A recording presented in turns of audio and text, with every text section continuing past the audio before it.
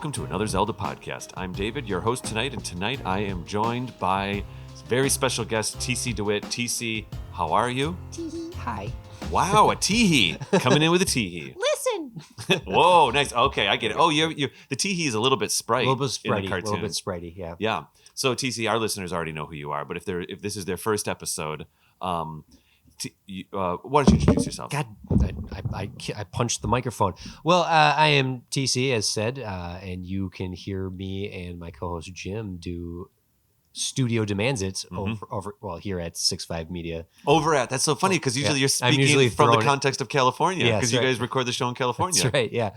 So yeah, if you're at least familiar with AZP here, you know it's part of a network, and we are a part of that network as well. And Studio Demands It is a screenwriting podcast where in each episode, we are given a demand. We are asked to conceptualize, pitch, and craft a film based on certain demands from the listeners. And they're like, it's listener demands, but you kind of pretend that it's like a fictional studio. Yeah. So like the listener will be like, hello, I'm from the studio of Green Hat and Boomerang Productions, and we have a demand for you. And Jim and I do very little preparation, and then we have to make something up on the spot. And it's whiteboarding or note carding or beat sheeting, depending on what screenwriting terms you use. But we have to come up with a full, coherent, exciting, fun movie every episode, or TV show, or very rarely a video game. Well, that kind of leads us into. So we much to my happiness and your commitment, we do essentially an annual crossover experience. That's right. Yep. With it's the fourth year running, and each time so far it's been you coming back to Wisconsin. Now I know we both grew up in Wisconsin, and like here we are in Chicago. I accidentally say Wisconsin, but so you've got some family here and stuff like that. But I really appreciate it because so the first year we did it. What was that episode? Oh, it was the Link not speaking episode. The silent protagonist. Yes. Oh, wow, it was so long ago. Yeah, which I was happy to discuss because I came in very analytical, and then our crossover to Studio Demands It was just a Zelda movie, right? And we pitched two. One was a biopic about the creation of Zelda, which you had pitched. I kind of accidentally visualized an opening scene while we were talking about the other film that we were pitching, which might have been the Sheik film or something. Well, we ended up doing just Ocarina of Time, I think was what we ended up. Okay. Ocarina? How do you say Ocarina? I grew up saying Ocarina, and now through the community, though, I say Ocarina. Okay. And I think that might be the way it goes, but it doesn't matter.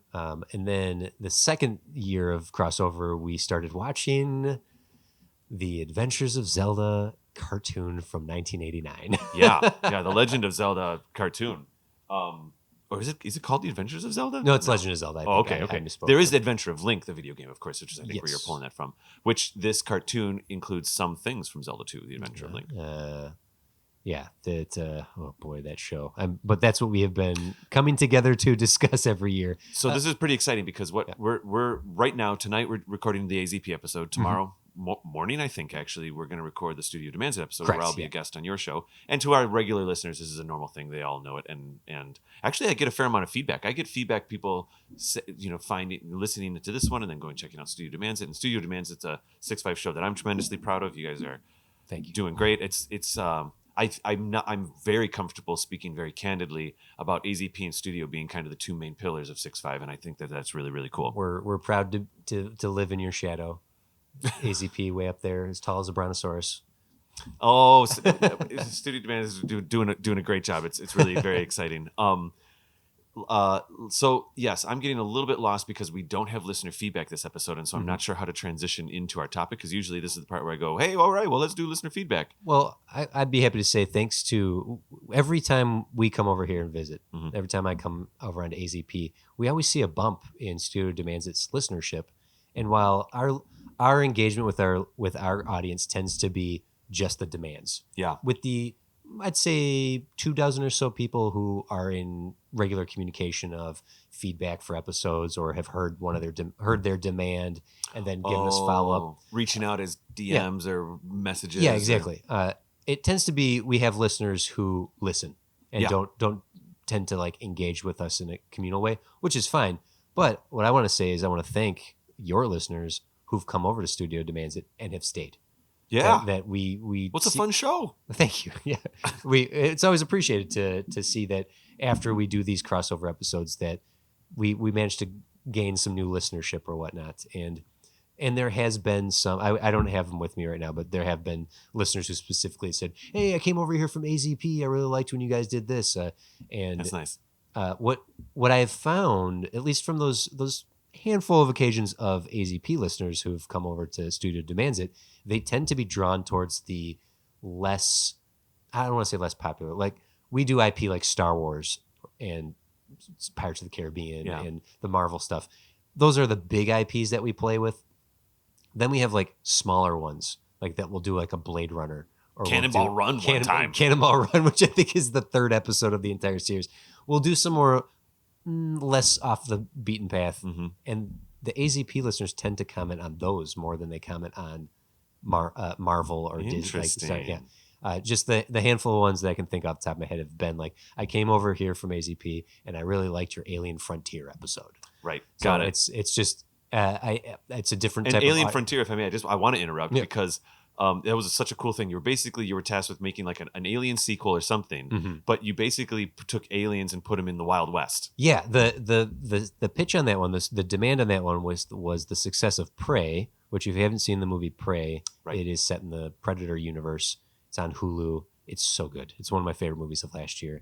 But off the success of that, it was to take one of the other. We could have picked RoboCop, Terminator, Alien. Take one of those franchises and put them in another time period. I see. Jim loves cowboys. He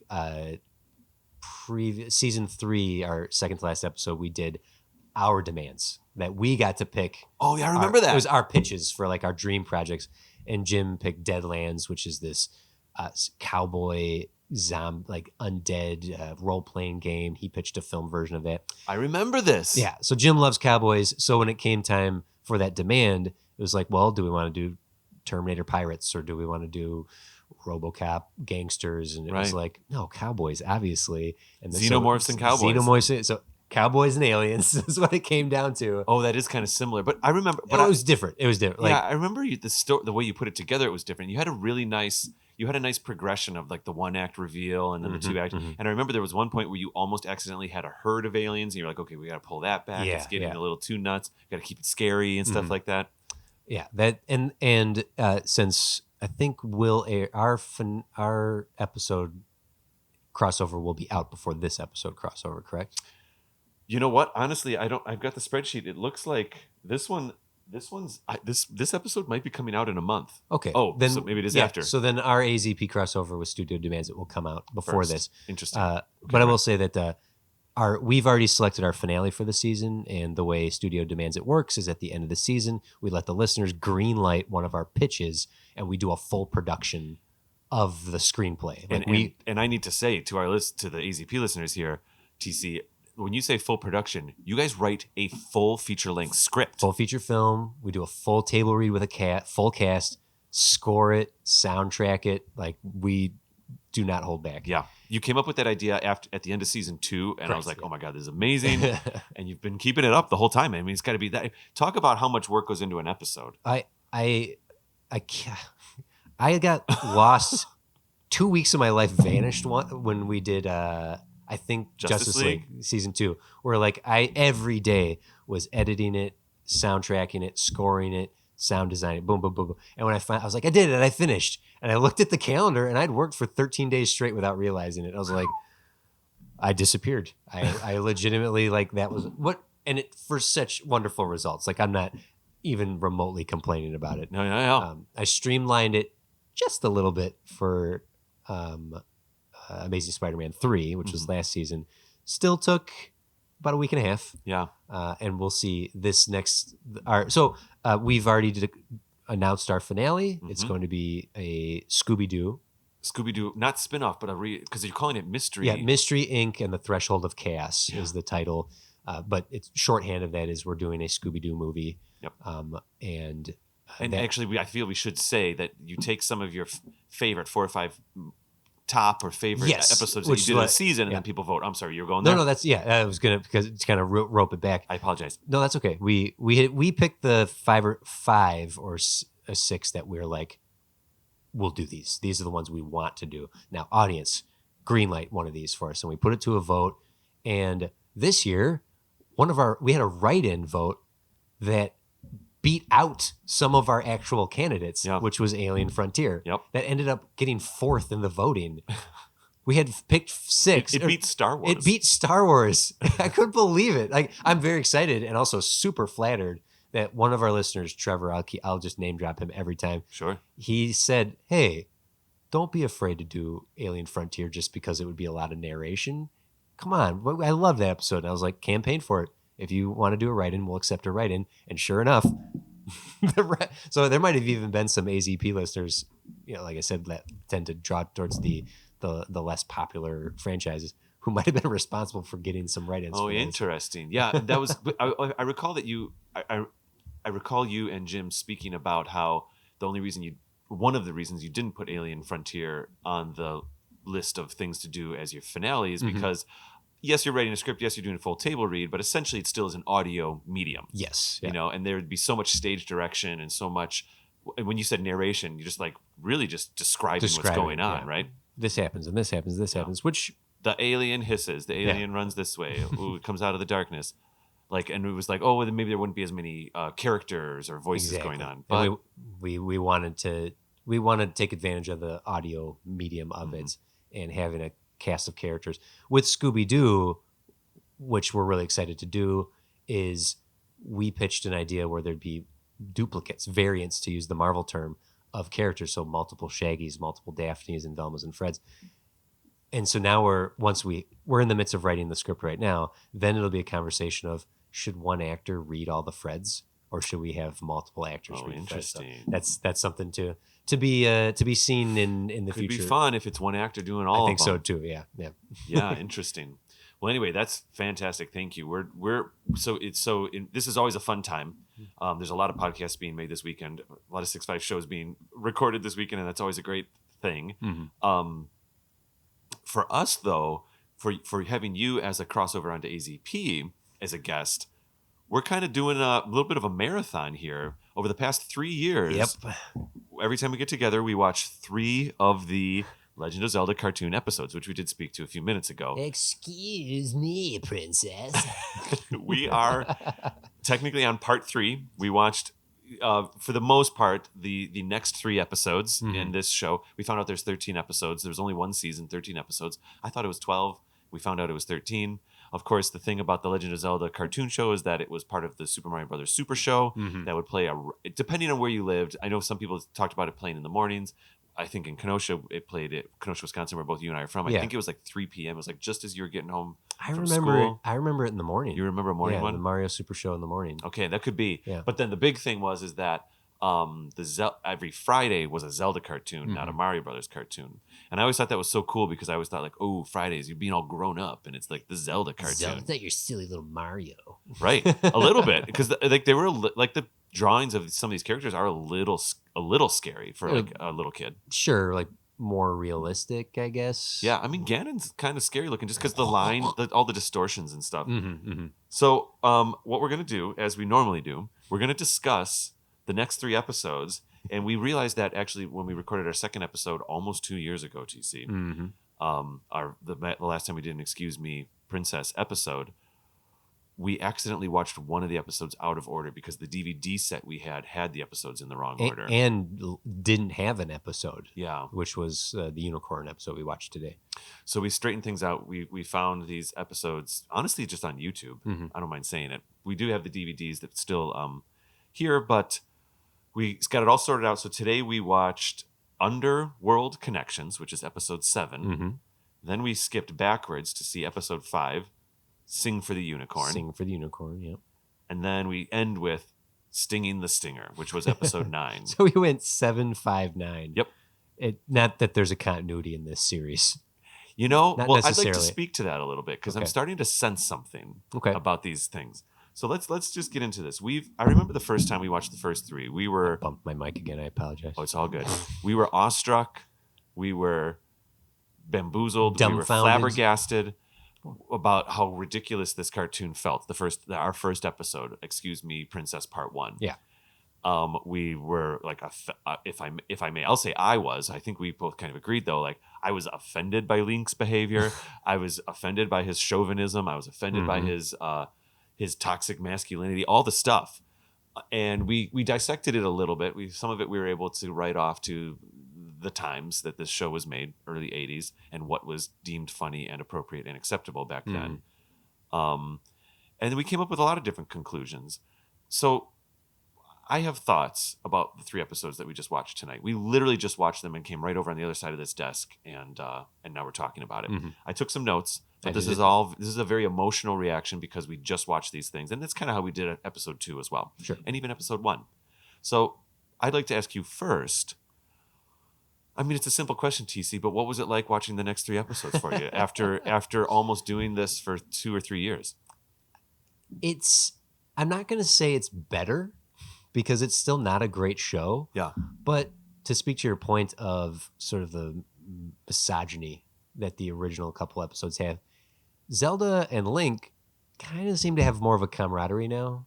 There's a little bit of growth. Yeah, it's just a little bit. This is so silly to talk about such a silly show in these terms, but I'm not ashamed to do it. Yeah. It feels like either the writers got their stuff together or they allowed the characters to become a little better friends to each other. It doesn't seem as combative. It is like, give me a kiss, princess. Ugh, I'm gonna get that kiss. Oh no! Like, yeah. Now it's like, maybe a kiss, please, and she's like, maybe later. And 2 of these episodes, he almost does, where she's like, okay, and then they get interrupted. Yes. Which, honestly, if the show had chosen that as the gag from the beginning, it would have been a better choice, because now the idea of like, oh, he almost gets a kiss, and they get interrupted by the action of the episode. Yeah, I think almost every single episode there's like the prompt for she actually almost goes in for a kiss, Princess Zelda, and then there is an interruption. It's like, and I think it was episode 9. We're like, it interrupted every time. Every time. And so then now his motivation for the whole episode basically is trying to get a kiss at the end. Let's wrap up this thing. Let me be here real quick and then try. And then she's always like, no, not now.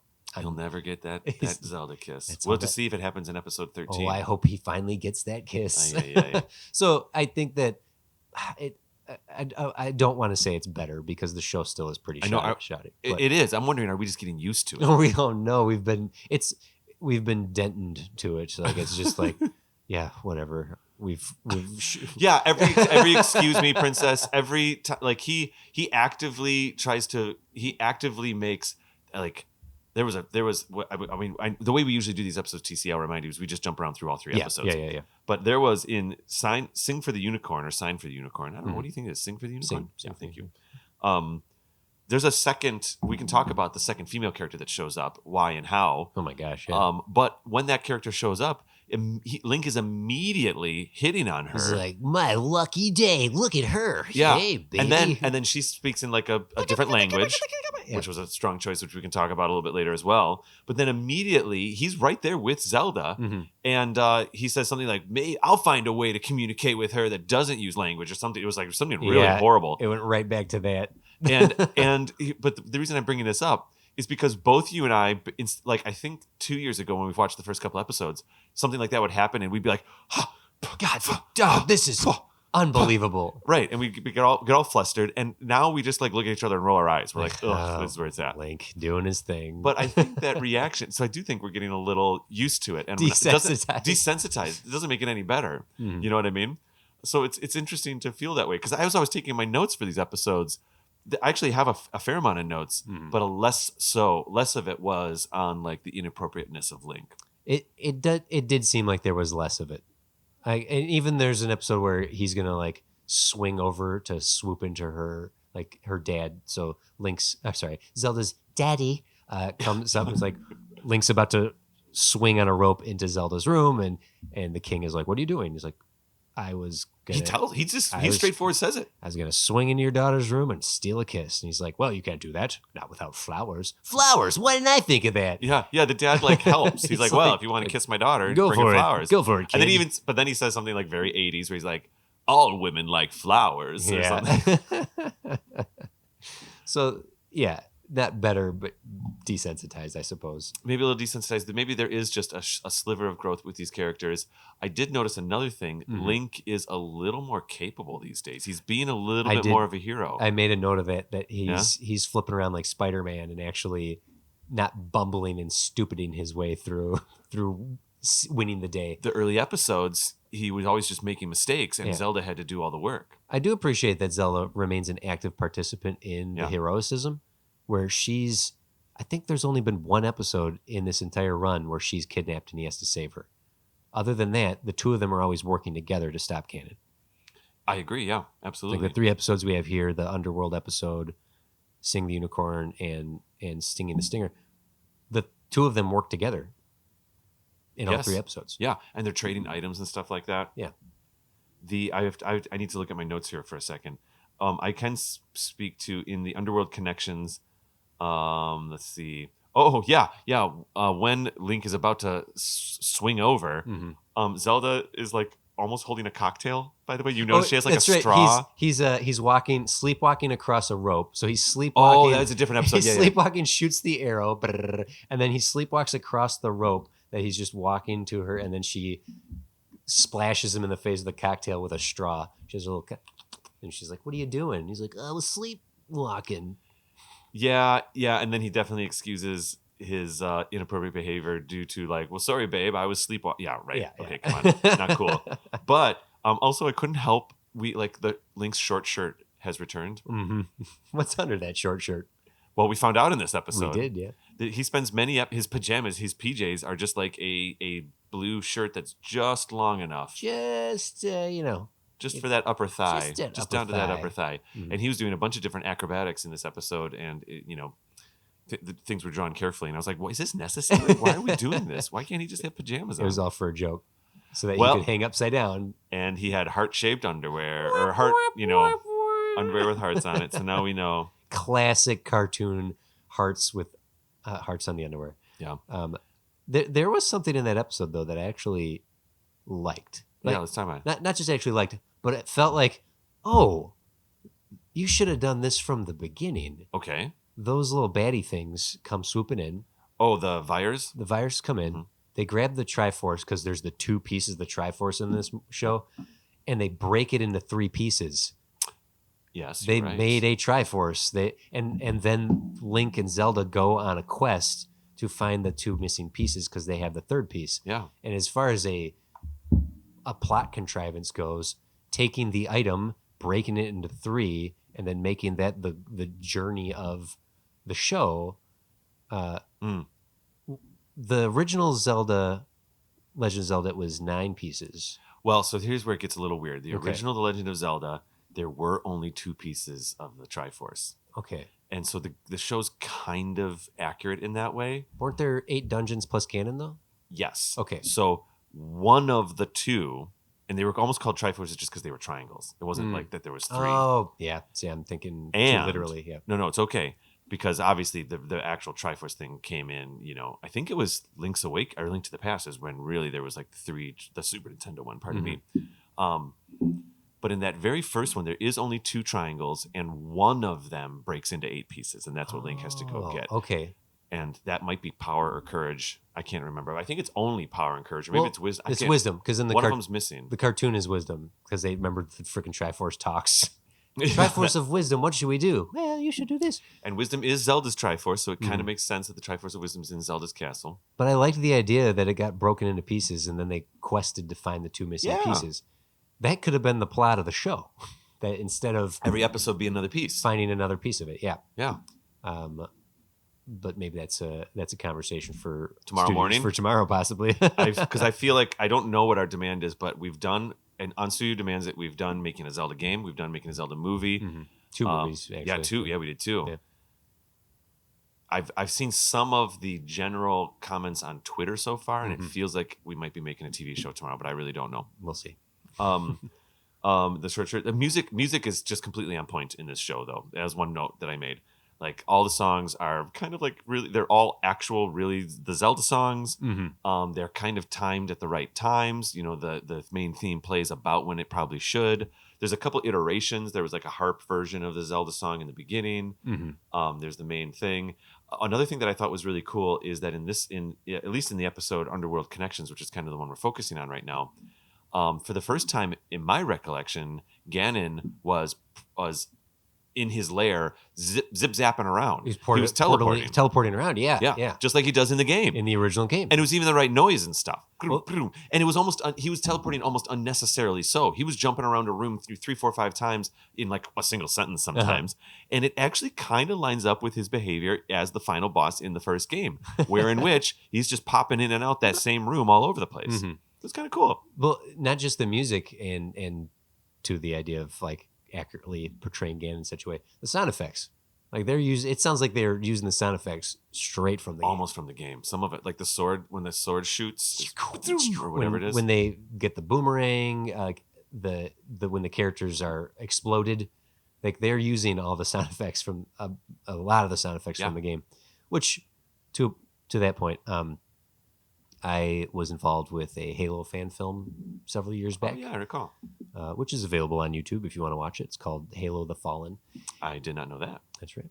It's like an hour long. Like it's a full, not just a short film. But anyway, yeah. The sound design for it's utilized the sound design from the Halo games.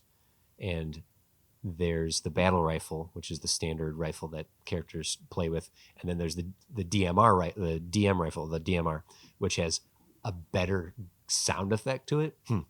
And so the sound designer chose to use the DMR sound effect for the battle rifle sound effects. And you better believe there's at least 100 comments on that YouTube page. It's like, they use the DMR sound effects for the battle rifle sound effects. And listen, the battle rifle sound effects in real life don't sound as dynamic or as cool as the other rifle sound effect. Okay. And so it just makes a better cinematic experience to hear the less accurate sound effect. So to hear the 8-bit Nintendo sound effects in this, while accurate, I see.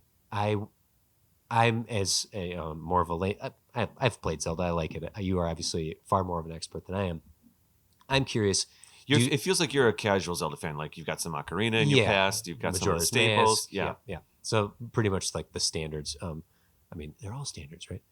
But I'm curious. How do you feel about the 5th dungeon of Oracle of Ages and how it relates to the 2nd dungeon of Oracle of Seasons? If we're going to talk dungeons, they made Link go a water temple in the first, trying to find that Triforce piece. Yeah, he kind of did. That was the hardest temple in the game. Anyway, I'm wondering how you feel about the sound effects being so accurate. Does that make you smile or? It hits my nostalgia button. Okay, yeah. It does. Like there's that kind of like I think we spoke about this in a previous, maybe it was in episode 2 of this little series. In a video game, Link has the inventory and he carries all the things. And of course, even in Breath of the Wild, he's carrying 9 million things, but you don't see any of it on him. And that's just video gaminess for video gaminess. Yeah. Gamey-wamey stuff. And in the TV show, they kind of try to explain it. They justify it. Yeah. And the idea is that the items shrink down into like, just like little like toy size pieces. They're like micro machines. Yeah. And every time a character's like, okay, here's a boomerang, it's almost like, it's a little Ant-Man almost a little bit. And it starts small and it grows, and they do use the ba ba ba ba noise effect. Yep. And it's cool. Yeah. It's cool. I think that one might have been re-recorded. Some of the sound effects really, truly are the 8-bit sound effects. Sounds exactly like it. When he shoot. Oh, that's a different point. The fact that he never uses that sword as a sword, it's always used as a gun. Well, I kind of wanted to speak to that because you mentioned it real quick, and I actually put it in my notes here. You and I have mentioned this on the show before, but I want to remind you of the rule about children and repeatable actions. Do you remember this? Yes, I do remember this. Yeah. It's a very important thing when it comes to children's cartoons that the violence in a children's cartoon has to be a non-repeatable action, is how like the censorship board or whatever kind of like treats this. So if a character takes a stick from a tree and starts smacking people with the stick, that is more offensive in those rules, but based on the rules that whatever the censors are that, I don't know if it's the NPA, or I don't even know what it is. But if a character uses a super zappy space gun that blasts goop on people, yeah, that's okay. Because the idea is a kid can be, after the cartoon's done, a kid could go into their backyard, get a stick, and start hitting other kids with sticks. Right. A kid cannot get super goopy space gun and blast it onto aliens. That's why you'll see that kind of stuff. And I think not only is Link shooting his sword beam technically means he's super powered up, and that's always a very exciting moment when you're playing the game. Mm-hmm. And it also allows them to do the sound effect, but it allows them to defeat the enemies without any kind of actual violence. Mm-hmm. They just zap out of existence. And Link is doing a non-repeatable violent act. The violent action is non-repeatable. Those darn parents trying to protect their kids. I mean, to a certain degree, I completely get it. You know what I mean? Oh, of course, yeah. I'm being but glib, but it makes absolute sense, and it can be pushed to like slightly silly levels because you can also have kids running around with Nerf guns that are just emulating. But like that's a conversation for another time. No, it makes perfect sense. And honestly, if you're a fan of, say, like the Batman animated series from the 90s, they loved using robots. Yes. In the Batman animated series, because you can decapitate a robot. Yeah. Well, it's also Phantom Menace rules. Like, let's bring in the CGI robots so that you can slice and dice them. You can mutilate those things because they're robots. They're not going to be spraying blood. It's true. Yeah. So that's why yeah, he doesn't often. I think we did see in one of the episodes he did do a little bit of sword fighting. He was doing some sword fighting. It stuck out to me. Stuck out. There were some clinks and clanks in one of them. Maybe it was the Sing for the Unicorn one. Some final notes that I have about Underworld connections. Maybe we are going a little bit more in order because we took more notes this time than previously. And then we'll go to break here. My first note: less offended.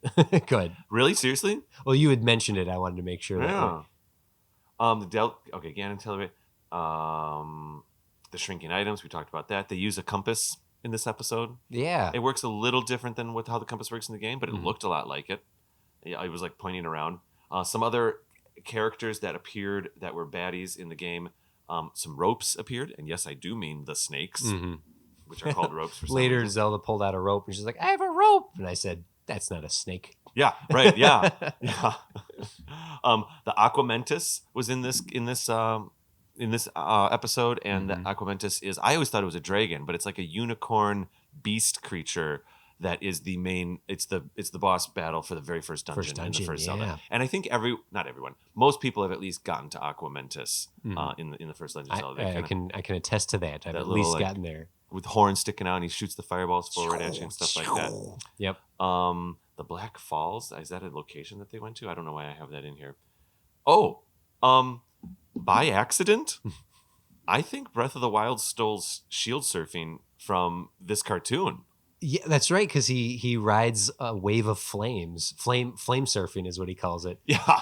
Yeah. So Link like grabs his shield, jumps up in the air, puts the shield on his feet, I guess, and like snowboards whatever on the shield. He shield surfs just like you do in Breath of the Wild. Just like you do in Breath of the Wild, yeah. Of course, Breath of the Wild comes out 20, 30 years later.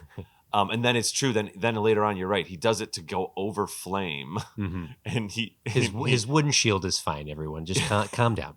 And apparently, the flame has enough lift that he's able to not only go across the fire for multiple seconds, but also enough time to say the sentence, "Flame surfing, yeah, so great," or something like that. Well, honestly, the action in that episode was, I had mentioned earlier, he's jumping around like Spider-Man at this point. There's some effort made in the action sequences of at least a couple of these episodes tonight. Absolutely.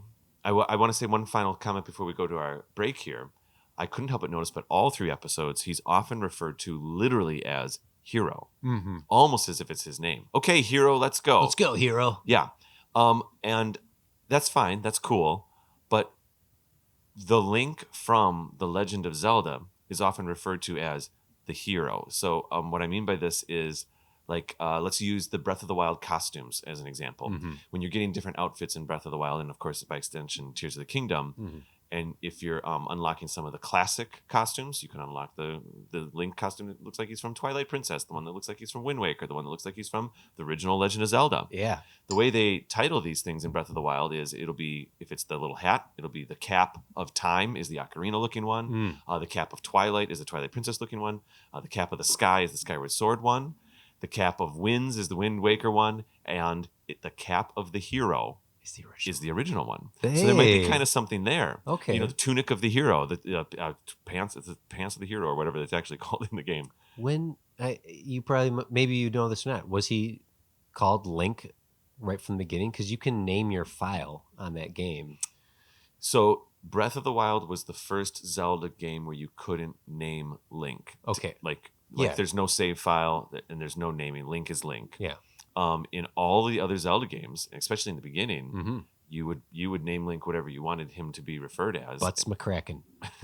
There was one like my dude is a popular one. Yeah. Because then just the way the commas work out, people are like, you got to help me, my dude. You got to help me, my dude. Yeah.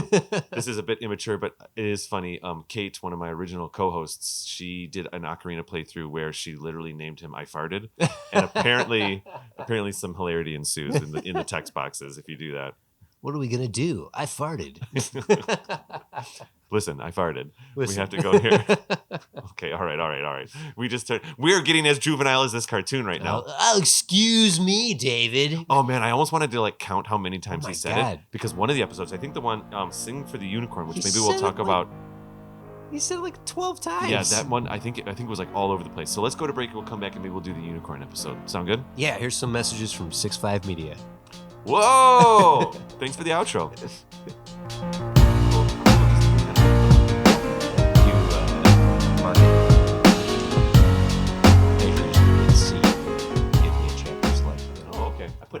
It's the first day of school, and I'm walking around downtown Chicago with hundreds of other students.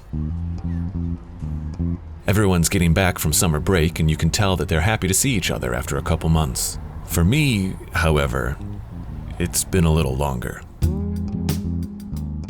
Hi, I'm David, and I want to introduce you to Returning Student, a documentary podcast that I've been making about my return to a college that I left 20 years ago. I'm back in the same city, at the same school, the same student ID number. Everything else feels completely different. My fellow classmates are literally half my age. My professors work in my industry. Sometimes I wonder why I've come back at all. But then I get the opportunity to sit down with one of my professors and have a conversation with them, which usually yields a little bit of wisdom. You can find the show on all major podcast providers, as well as our website, returningstudentpodcast.com. A lot has changed over the past 2 decades.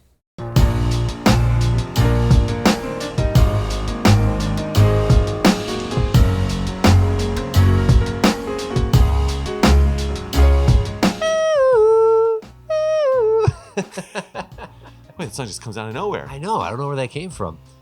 My next note for episode Sing of the Unicorn, if I may jump right into it. Let's do it. Zelda, stop saying daddy.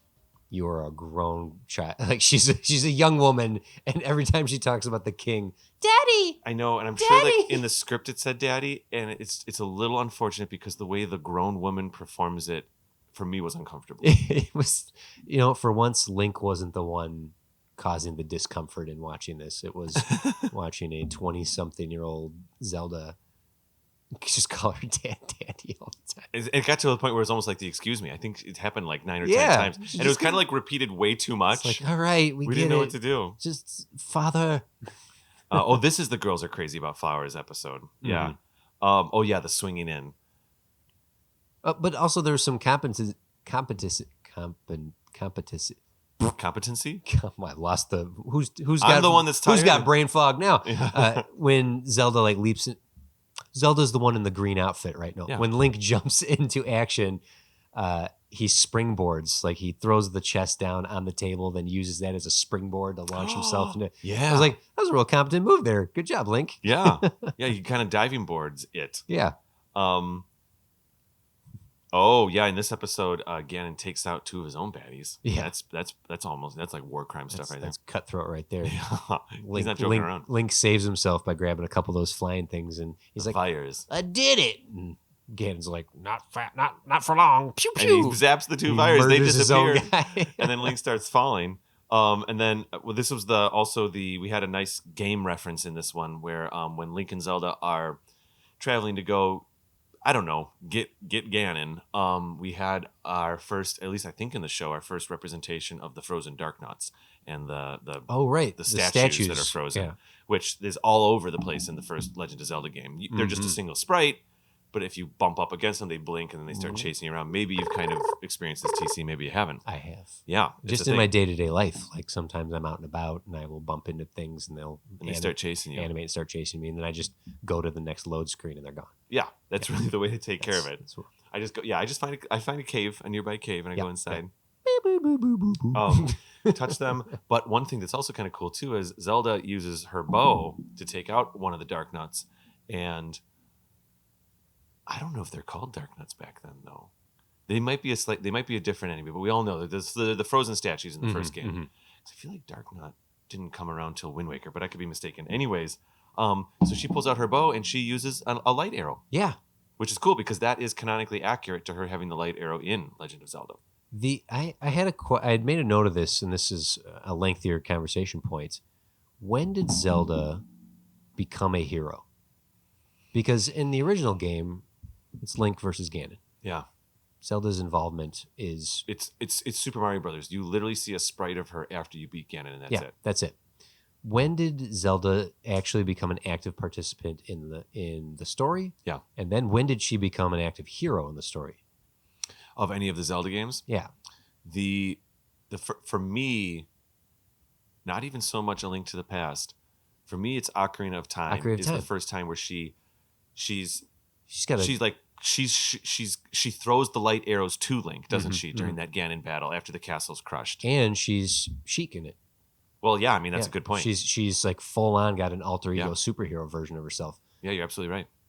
And I wondered if that was unique, like that's where that began, because then she's a playable character in Smash Brothers. Sure. We've seen her as an active participant as a hero since. Did Ocarina of Time start that in terms of the game? I mean, it might have. And one thing that's interesting is, of course, Majora's Mask was right after Ocarina, but really the next one was Wind Waker. Right. And she's not in Majora. She's not in Majora just because it takes place in a different different like well, it's debatable if it's a different time, land, place, or conscious state. But in Wind Waker, she also brings the light arrows to the final battle. But the twist is she's the one firing them. And so then you're trying to actually make Ganon walk in certain directions. You're distracting him so she can shoot him, which is cool. Get the shots in. So they even kind of leveled up her abilities there, where it's the same concept, light arrows. The light arrows happen in Breath of the Wild as well. But instead of her just being like, here you go, Link, use these. Now she's like, I got him. Just put him in the right spot for me. Yeah. Which was kind of cool. So I feel like her being this active, I mean, she's not even in the first game. Like, I mean, she is, but she isn't. Certainly not as a playable character, not anything. In the second game, The Adventure of Link, which these were the two games that were out when this cartoon came out. And we've seen that they heavily reference the first game and they slightly reference the second game. But in the second game, she starts the game asleep. It's Sleeping Beauty. Yeah. And you try to get to the end to like wake her up. And I mean, I'm starting to realize something. It's kissing time, like actually both of those first two games, their story not specifically is about kissing, but it's not much more complicated than Save the Princess. Get the Princess. Yeah. It was a different time. Back then. Girl Boss Zelda was a long time coming. But that's not entirely true because she is very active in this. The reason I even made that note is that she pulled out the light arrows. She is as much involved in the fighting as Link is. 100%. And that's to the credit of the writers. Yeah. And seeing that we're on episode, we went back in time for. We've kind of done the first 9 now, though a little out of order. By the time episode 9 airs, and kind of just I'm wondering if maybe, just maybe, as the first couple episodes came out, someone who cared more than initially cared, like stepped in to be like, guys, come on, we can do better than this. The fans deserve at least a little bit better than this. Or even just subconsciously, it flows to something a little bit. Do you feel like this thing had a pilot? Do you feel like episode 1's a pilot? Or do you think this was just a 13 episode order? Or is it a pilot and a 12 episode order? No, I think it doesn't strike me as a traditional, especially from the 80s pilot, then go to order. Right. Because it was a part of the Super Mario Hour. or the Super Mario show, Super Show, right? It was probably pitched very quickly, like we'll do Mario 4 days a week and we'll do Zelda. We'll do Mario 4 days a week. So it was the Mario Super Show that likely had a pilot with an order. I see. And then the Adventures of Zelda. Man, you keep saying that. Yes, I don't know why. I mean, that sounds like a good game. The Legend of Zelda was probably part of that package deal and so on and so forth. But I do feel like as we've seen this unfold, there does appear to be just slightly more references, slightly more accurate references as each episode comes along. And it's either because someone cared more or they were so thin on ideas that they literally were playing the game to figure it out. Well, that you bring up another point then too, because to counterbalance that observation, which I do agree with you on, we also had in 2 of these episodes, certainly Stinging the Stinger and in Sing for the Unicorn, we had just like out of nowhere characters show up. Let's talk about Zing. Yeah. Well, this character, this kidnapped unicorn is that Ganon has gotten out of nowhere, has an owner, right?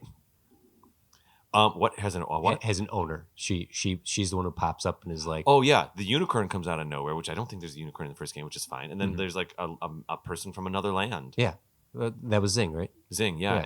And she speaks gibberish. Like I don't even know if I can recreate it. It's like okay, that's pretty good. Yeah, that's what it was.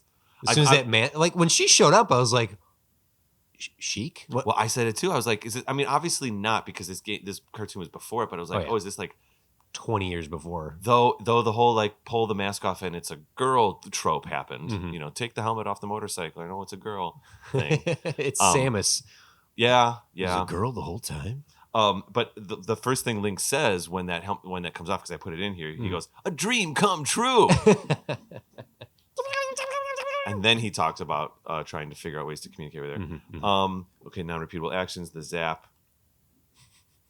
A zap you won't make, Link. Oh, yeah. So again, a little bit with the non-violent language and kids show and non-repeatable actions. I noticed something. The verbiage changed with Ganon. In 2 of the episodes that we watched tonight, Link and Zelda are able to get Ganon down to his, what would be the equivalent of his last heart. Sure. If it was the video game. Yeah. You know, his last life point. And in one of them, Link said, in both of them, Link warns Ganon, in other words, informs the audience, hey, you got one more hit and we've got you, Ganon.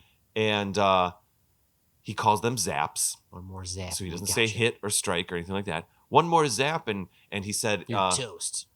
Basically, one was something like, and you'll be finished, or you're toast. And then the second one was very odd, and I think it was in this Sing the Unicorn episode. He said, one more zap, and your energy will be depleted. Yes, I do remember that. It was a little weird. Yeah. It was like, you know, and I was fine with it, actually. Strange phrasing. Yeah. It's like the least aggressive way to say it, you know. One more zap, and your energy will be... It's like, it was almost like a literal... line, like, yes, he almost might as well have said like, one more zap and you'll lose that final heart. But anyway, it's the text as you're playing an older game where you keep trying to do something. It's assistive text to be like, yeah, one more zap will do it. Wink, wink. And then, but what's also funny is in both situations, Ganon immediately replies with, "And that's a zap you won't make, Link." And then he teleports away. Yeah. And that's all I've got for a unicorn. But maybe we can still talk a little more about Zing. I don't know. That episode was hard for me to track. There was plenty of action, but the idea that it was, it's okay. I don't want to get nitpicky and critique too much, but like, it really wasn't about the unicorn. I don't really know what that episode was about. Her dad got kidnapped. And was that the dad kidnapped one? And Ganon happened to have a unicorn, and the unicorn happened to belong to. And the unicorn technically was a Pegasus unicorn, as you pointed out. It could fly. Yep, which is what was and the horn never got used, but the wings very much got used because Ganon uses the horse to fly away to kidnap the dad. You're right. Did that have the whistle in it? Or was that the third episode? No, I think that might have been the whistle. Okay. Which brought a tornado, which confused me because the whistle drains a lake in the first Zelda game, but that exact same whistle and melody brings a tornado in Super Mario Bros. 3. Whoa. It's the same sprite and the same music. It's kind of like a deep cut in Zelda wow. lore. Interesting. And then it comes, maybe you remember Mario Brothers 3, and you go to the It was warp the teleport. levels. It was the warp. Yeah. Exactly. The wind whistle or whatever they call it. Warp whistle. Wind whistle. Wow. I know. So like in this one, a teleport tornado showed up. Man, that whistle can do anything. The only other note I had for this episode was that the explosion animation was very good. Oh? Like that, I can't remember specifically where it was, but there was like a and the animation loop that they had crafted for the explosion was like, hey, effort, good job, guys. Yeah, and we should point out again, as we did in our other 2 episodes, that the animation, though a little rough at times as far as like the proportions of these characters and stuff, they are drawing original cells each time. It's not the we were talking about Scooby-Doo at the beginning of this episode, the kind of Flintstones animation where it's just nothing's really moving but the mouth goes up and down kind of thing. Hanna-Barbera, yeah, and I may have said this on previous episodes, they were masters of cost cutting. That they would animate the least amount of stuff and utilize it the maximum amount of time, repeating backgrounds and only moving the mouth or the hands, or like if you watch how those little characters used to walk, it was just their feet. Yep, and the top of their body would be a totally separate cell. Exactly, when they were photographing. You just slide it along. Yep. But in this, they're drawing everything, and so much so that I have not seen, at least nothing has jumped out over the many times we've watched this over the years. Repeat use animation. I nothing stuck out for me. No. Yeah. So again, good job. Yeah. You get a gold star for effort there. Yeah, I agree. Well, let's move on to Stinging the Stinger. Stinging the Stinger, which was the last line of the episode. I know, we were joking she title dropped it. Well, it was so funny because you were talking about having a theatrical experience where the name of the show was the last line of the show or something like that. And we were like, ooh, dun, dun, dun. Like, oh, it's so thing. And then it happened in this cartoon. It's so hokey to be like, I guess when all is said and done after robbing those casinos, we really are Ocean's 11. Like, it's like, I didn't want to say it. I'm glad you did. And we totally got it. Yeah. So Stinging the Stinger. Of course, there's this not a nefarious character. There's like a Sleaze Nose. Is that was his name? His name was Sleaze Nose. Oh, you're right. I wrote it down too. Yep. Sleaze Nose. The nose was crooked. This little old man with a very crooked nose, and he was I don't know, a trader, a dealer, a market man. In another universe and time, he would have been the mask dealer from Majora. Interesting. The happy mask seller. I mean, I'm into that. Yeah. Or he kind of looked more like... By the way, wait, I know this is audio. I want everyone to know that when TC said happy mask, he put his hands together and made a face exactly like the happy mask. Yeah. He also kind of looked like Tingle, the elf from... Wow. Okay. Wow. Yeah. So he kind of...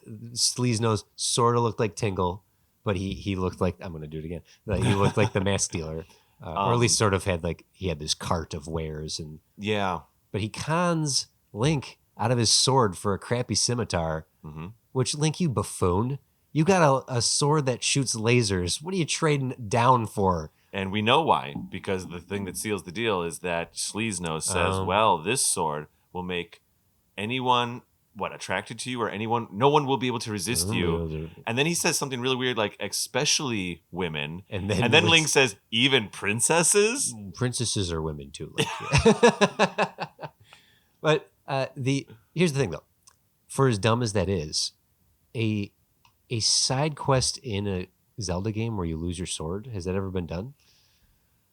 I mean, it's debatable. You could say stuff like Eventide Island is like, that kind of stuff where you do. Yeah. Well, yeah. There are moments in Zelda games where you lose your weapons. And you have to recover them.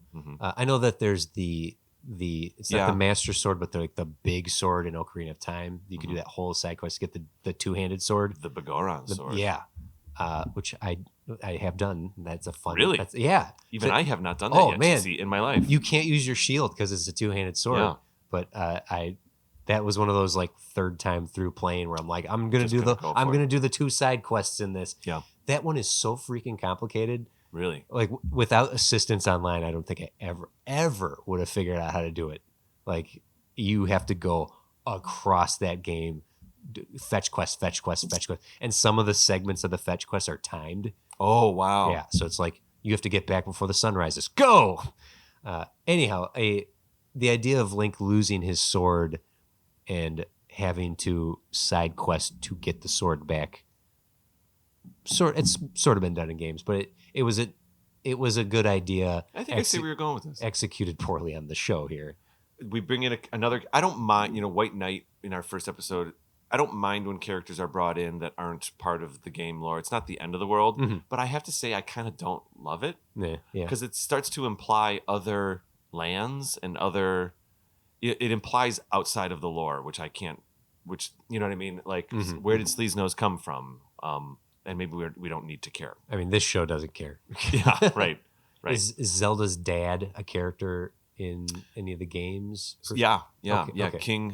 King. Wait. King. Oh, he has different names. In different Mr. games. Zelda. No, That's Mr. Zelda to you. It's Mr. Zelda. No, he has different names in all the different games. Okay. But yeah, like Sleazenose is just a stupid character. Link was a bit of a bully in this, where he grabbed him by the ankles and flipped him upside down and shook all the stuff out of him. That's true. That was very bully Link over here. The one other thing I have here is so the first half of the episode, Link learns pretty quickly that he got a raw deal and got a bad sword, and they go back to get the good sword or whatever. But I mean, TC, we just made an Ocean's 11 joke, but like we get the closest thing to a heist yet. The whole second half of this episode is a set up the traps montage with a twist. Yes, because we see them prepare to. I don't know why Ganon is walking around just parading around with his newfound sword. Yeah. But they set up all these traps. And knowing he's gonna come down this road. No explanation. That's fine. It's a kid's show. That's right. But like very specific traps for this one part of the road. Yeah. And then it was like, and within 2 seconds later, like, here he comes. Yep. Beehive, wasp hive, and there's a lot of hives. Yeah. But you're right. It's a bit of a montage setup of the traps, and I'll give a tip of the hat to the fact that one of those traps didn't. Like, oh yeah, that's right. She made a box full of ants. So we're seeing our characters. Link is tying rope to a branch. A little bit of like Ewok on Endor vibes. Yeah, a little bit. Catapult with a beehive in it. And we see a lot of hive action. Yeah, you're right. There's multiple beehives are being collected and stuff like that. We can't beat them with magic. We have to use. Oh, that's right. What was the rule? Why couldn't they use magic? Because he was more powerful now that he had the sword. So you had to, it was one of those things where like, now you got to go back down to the rudimentary things. And okay, so if it can't be sticks and stones. So what's non-repeatable to some degree? Oh yeah. You know what I mean? That's right. Silly they couldn't bee be traps. Sticks and stones. You're right. Following that rule. Yeah. So bee traps or whatnot. But then there was the ant trap that didn't pay off until. It was actually a little bit clever because during the montage we see Link and Zelda and even Sleazenose collecting. I'm just going to say beehives because I think they ended up using like 3 of them. They basically just like launch a bunch of bees at the guys, and that's fine. It works, so it doesn't matter. But we see, 1 beehive, we see 2 beehives, we see Zelda putting what we thought was a beehive into a box. But then we were like, her and Sprite did something. Yeah, her and Sprite, and then we were like, what was that? Ants or something? Because it kind of looked like it. Move on, another beehive. Link's climbing the rope, and it turns out that was like a little deep cut not reference, but it was a deep cut setup because the ants then are what Sleazenose steals the Triforce. Yeah. And is running away with it. And Link's like, oh no, he stole this thing. And Zelda's like, or did he? And she goes to Link's dirty pile of laundry, which pulls out the actual Triforce. Out the wisdom, Triforce of Wisdom. And then he's like, well, then what does he have? I use Sprite's power to turn the box. And then he opens the box and the ants come out. Yep. To make it look like the Triforce. So he thinks he's holding the Triforce. The magic, wears off or the spell's undone, and all of a sudden he's holding a red box of ants, and they climb up on his body, and he runs away. So itchy! Ow, ow, ow! So itchy! Runs away into the yonder, and then of course we get our final line. And that's how you sting a stinger. Link, that's how you sting a stinger. It does make me wonder about the writing team with this show because, and you know more about this than I do, TC, but. You're going to have some people, I would imagine, this might be one or two people in a room, honestly, for a little cartoon like this. For like this, yeah. But a normal writing room, you know, whatever, you're 5 to 12 or whatever, right? Certainly, yeah. Yeah. Yeah, you're going to have, that's about right. Mm-hmm. And for a show like this, I would imagine some are coming in that are obviously there's the references in these episodes are very true to form. Does that mean that there was literally a Nintendo person like in the writer's room when these, you know, so to speak, even if it's just metaphorical, in the writer's room as they're making these episodes? And then also, I think about half of these episodes, How to Sting a Stinger, the one where there was like the black-haired enchantress from almost 2 years ago when we watched the first 3. There's certain storylines. Oh, and when Link gets turned into a frog. Yep. That have nothing to do with the game, and they almost feel like they were easily episodes from other shows, or Oh, yeah. just like someone's writing their episode, right? Yeah. It's like their bottle episode that really doesn't have anything to do with the show, but they write it and they turn it into a Zelda episode. I got this rejected Gummy Bears script, and it's gonna make a hell of an event. Legend of Zelda. See, I couldn't get through that one. Oh, Adventure of Zelda. Is that what you almost again. said? There is that one of the CDI games is called Zelda's Adventure. That one's I don't that's know why I almost had it it. in my head, but Adventure of Zelda. maybe I've somehow tapped into my own timeline. Well, Somewhere in the future, I'm perhaps involved on a show. But we did speak about a Legend of or Adventure of Zelda game in one of our crossovers. It might have even been the first one. We were joking a little bit, or maybe it was Studio Demands It. The idea that she would be the playable character, was that Zelda 3000? No, but I've actually gotten a lot of good feedback on Zelda 3000. People are really enjoying it, and I loved making that one. Man, that I still think about that one. That one, it was a game rather than a story, but that one aesthetically, I'm like, I'd love to see that. We were speaking about right now. I just realized we kind of jumped here, but we were just talking about an episode, the crossover episode where I was a guest on Studio Demands It almost 2 years ago. 3 years ago, because whatever, we were tasked with making a new Zelda game, and I think we came up with some really interesting things. I was actually really excited about it. I'd plug that one for a moment longer here. Yeah, the demand was to set a Zelda game centuries into the future of one of the existing games. Like, and then you drew into Wind Waker. We were coming off there, and then we went into Spirit Tracks. Yeah. Oh god. And then the fact that the hero of time that ends up having the Courage Triforce on it is the red-haired male. So you could almost say, like, if we were elevator pitching what we ended up coming up with, it would be, what if the hero was Gerudo? Yes. Yeah. That it's not Link, it's who would be destined to be the next Ganon who fights against their destiny, and the Ganon that is in the game is the statued, freed version of the Wind Waker from the Wind Waker. Yeah, love that. That would be on Studio Demands It if season 2 maybe season 3. That's season 3. Yeah, that's season 3. Cool. Yeah. Well, anyway, any other final thoughts about what we're watching? I don't know if I'm getting. Here's where my emotions are with this show. I don't know, and I really mean this. I'm not trying to make a joke or do a bit. I don't know if I'm just starting to enjoy it or getting tired of it. This is what I'm wondering is going to happen. We have 4 episodes left, which we'll get to next year, and maybe we do them with Jim from Studio. I think so, because he might bring a fresh perspective here. If we're getting a little tired of it or something, which I don't know if we are. Because honestly, there were moments in these episodes where I was like, "Yeah, go for it." Then I was like, "Wait, what am I? Am I 10 years old?" Good backflip. You know, get that kiss. Oh my gosh! Yeah, the kiss currency is like not. Anyway, bringing Jim in to have some fresh eyes on it would be nice. But really, I'm wondering if ever so slightly we're seeing this slight improvement, just tiny little improvements in the show. It's true. If it reaches a point of like, oh, they were making progress and then it ended.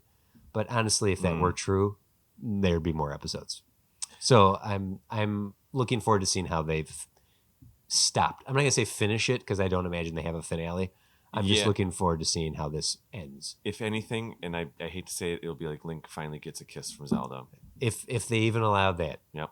Repeatable, can't have kids smooching out there. Can't get smooching. I'm also thinking about how cartoons worked in the 80s, where they were 100% commercials for things and 100% ordered to be a certain number of episodes, and almost we don't care like what the show is. Just fill the order. Yeah. And so it's very possible that even if the writing does improve a little bit, even just microscopically, they didn't need a season 2. Yeah. Because you just keep playing season 1, and who cares? The kids can buy the toys. We've sold the product we need to sell. Yeah. It's definitely a product of its times. It feels like an 80s show. It's a little less than 10 years from the renaissance of afternoon cartoons. Your Tiny Toon Adventures, your Batman, your the Disney afternoon stuff. Yeah. Like, who's to say? I don't know. Maybe if it had, I don't know. We'll see what those last 4 episodes look like in a year's time. But I'm ready to be done with it.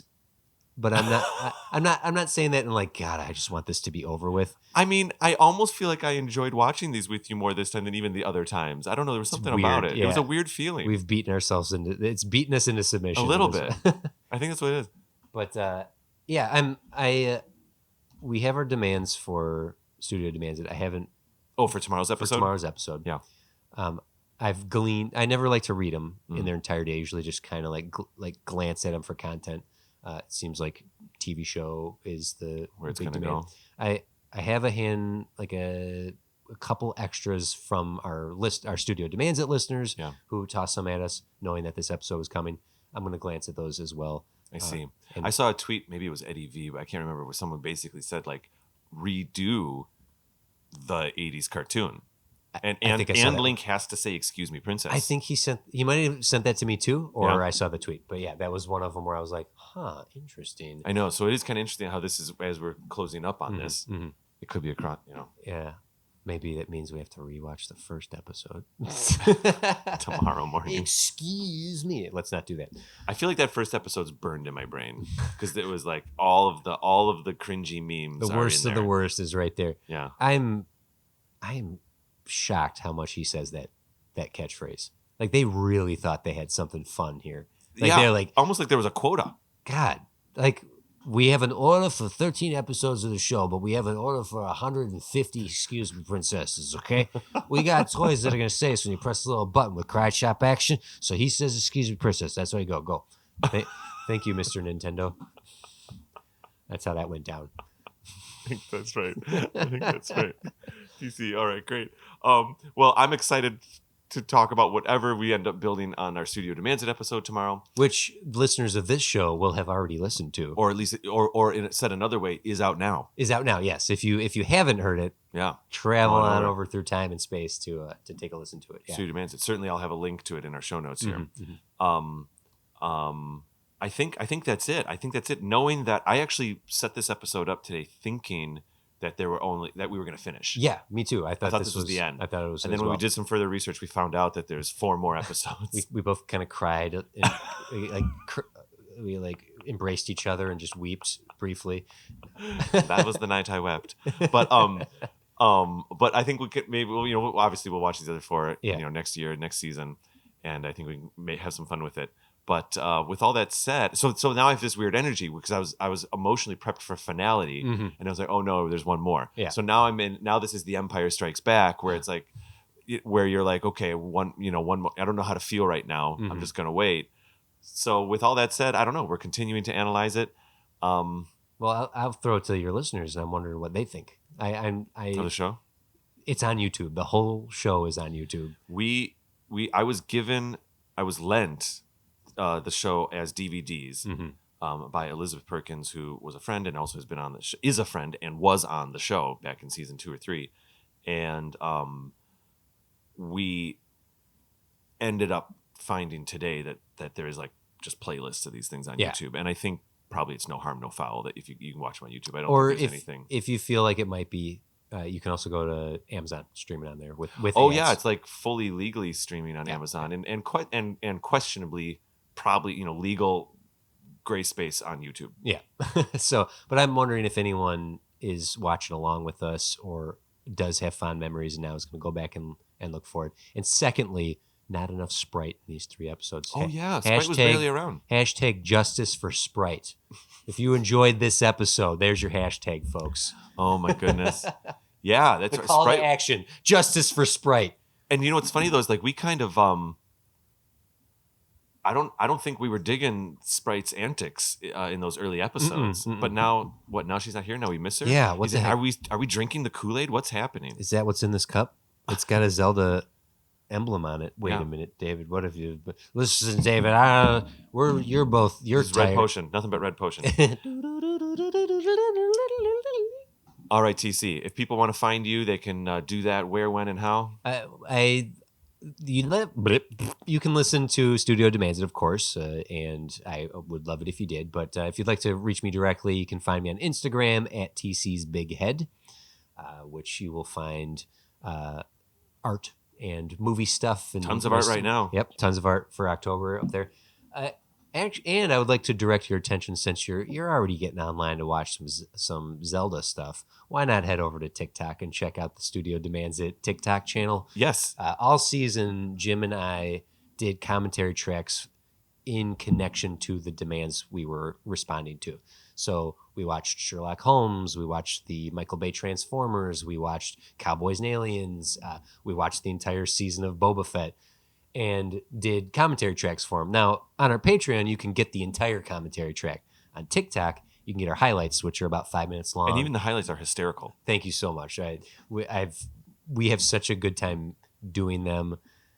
Jim and I don't sit down and say, we're going to be funny. We just watch the movies with Hot Mike. And like things just come up. And it turns into bits and conversations, and we take the best bits and we put them into TikTok. So yeah, Studio Demands It on TikTok is if you don't want to just chat with me on Instagram, head over there and watch our tomfoolery. Cool. So thank you, Dave, for Marvelous. having me on, and I'm excited to meet some demands with you tomorrow. Thanks for making the trip. I always look forward to this. Yeah, we don't have to dig in too deep, but it would be really cool if I came out to see you guys next year. Yes, But anyway, yeah. All right. So I'm Raptor Paint on Instagram, Twitter, and the whatever. You can find me at those things. But more importantly, AnotherZeldaPodcast.com is our website. Another Zelda Pod on Twitter. Another Zelda Podcast on Instagram. We do not have a TikTok because we're not doing hysterical narration. Hysterical. Thank you. Clip shows. I would have settled for amusing, but I'll take hysterical. Because we do not do pretty all right clip shows. No, I'm just joking. Yeah. Anyway, okay. Another Zelda podcast. Yes, I can. Did you hear my watch tell me it's time to go to bed? Yeah, go to bed, David. It went ding, ding, ding, ding.